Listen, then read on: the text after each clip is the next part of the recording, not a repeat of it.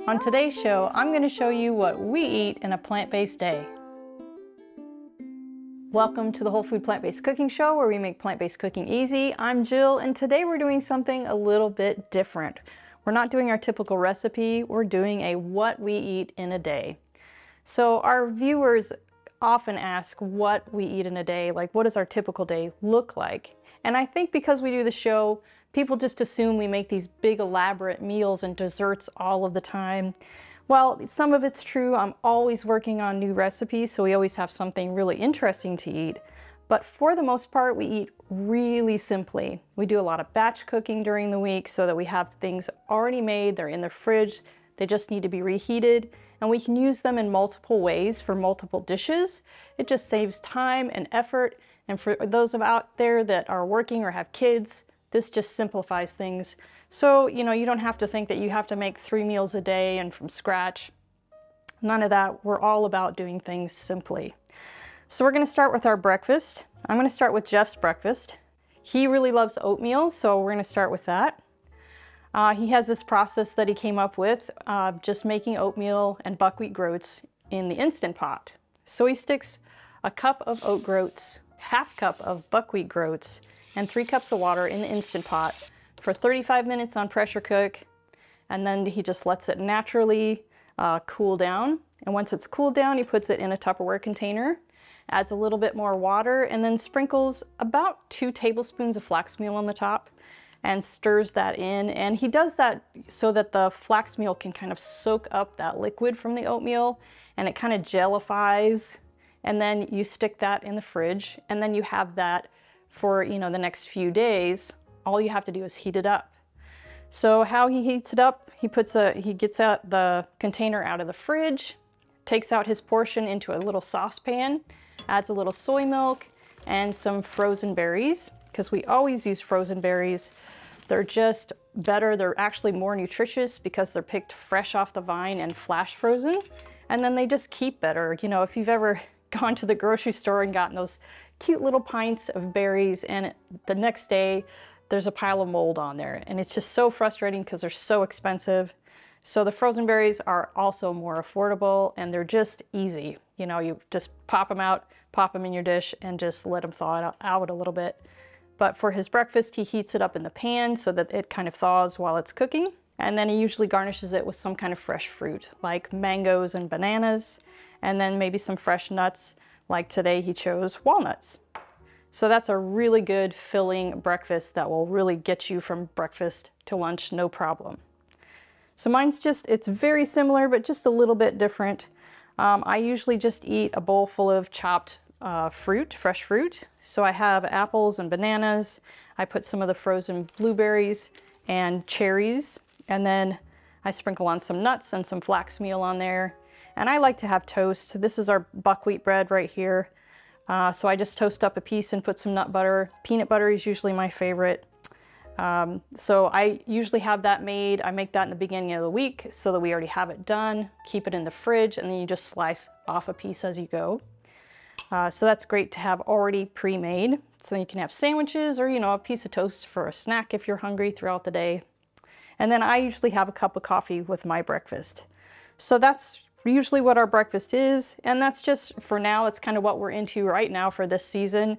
When it starts getting cooler in the fall, we might change it up a little bit. We like to have different things, more warm type of cereal kind of things. But that's a typical breakfast for us.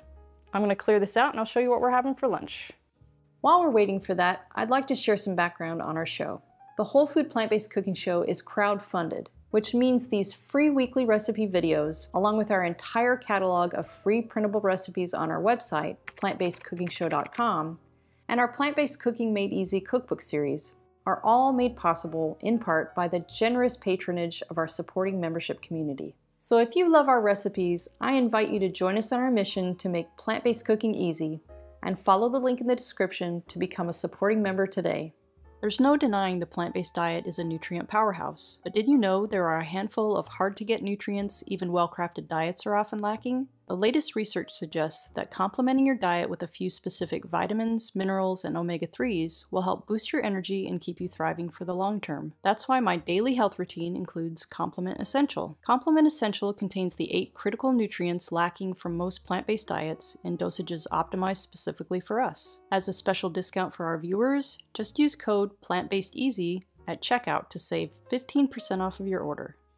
Okay, now on to lunch. So lunch, we usually eat either a big salad or we eat leftovers from the evening before of the main meal. But today we're doing salad, and this is simply just some spring mix that we have. I've got some sliced cucumbers, tomatoes, onions. I've got some nasturtium flowers from my garden and some little chopped up cubes of tofu that I've already cooked, and then some beans. So I wanted to talk about beans a little bit. We always cook up a pot of beans every week so that we have that ready to go too, because it's a great thing just as a side to sprinkle on your salads, to make into some bean dip. It's just a great thing to have.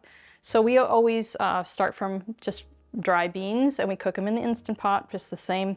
It depends on what kind of bean you use to how much time is in the Instant Pot, but we have a video about that and we'll give you the link to all these recipes and everything in the details below.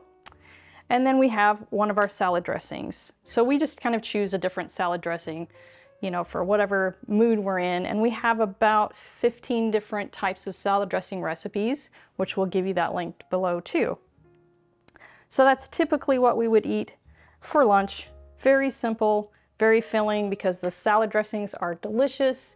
And we find that that is really the key to getting those salads in. If you don't have a great tasting salad dressing, you're not going to be excited about eating salads. So we've made up these really amazing salad dressing recipes, and it really, trust me, it makes you want to eat salad more because they're so good. So there's that.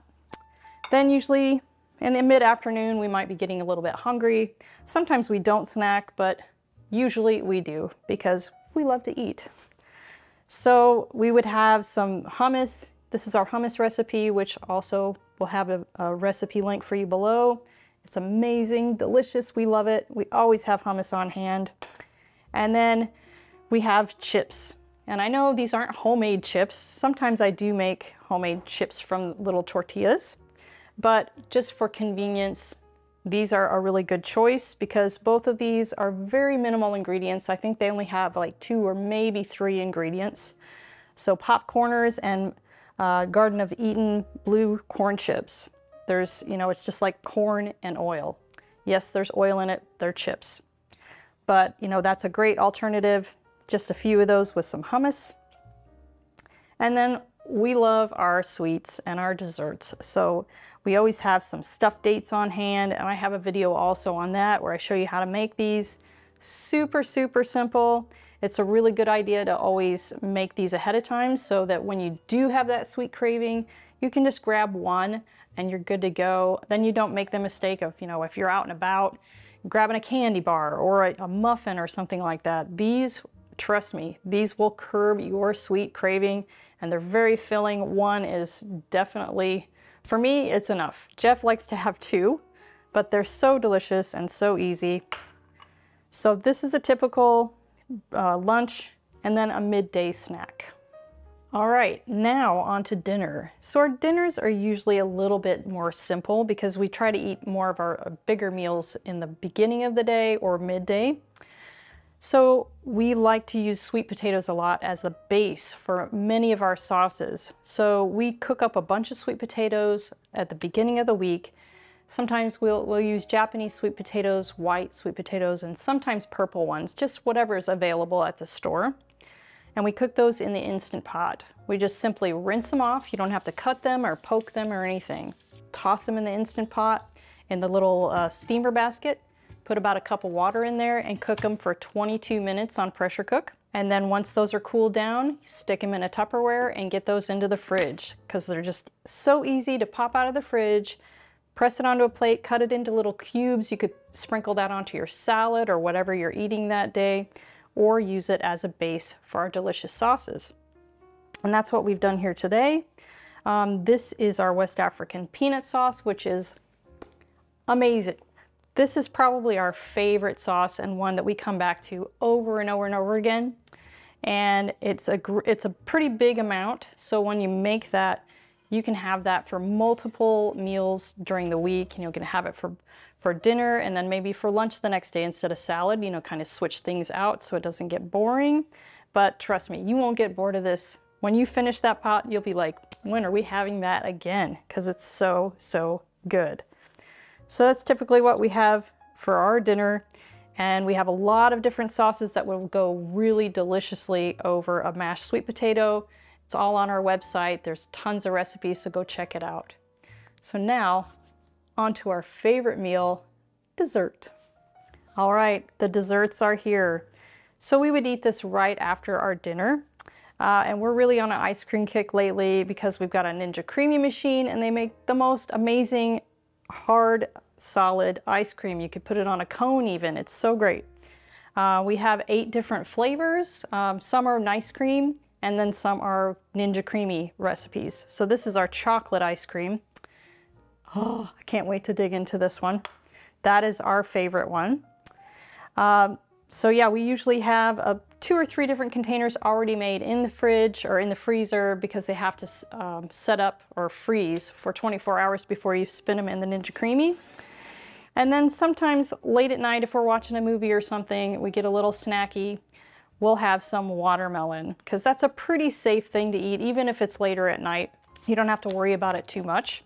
So we like to cut up our watermelon in these teeny little cubes because what we found is if you sprinkle or squeeze a little bit of lime juice over the top of that, these little cubes soak up a lot of that lime juice and it's kind of like eating sweet tarts. Oh, it's so refreshing. We just love it. So that's what we would have, every other day or so late at night for a snack. So that's it, guys. That's what we eat in a day. Come on back next week for another great recipe.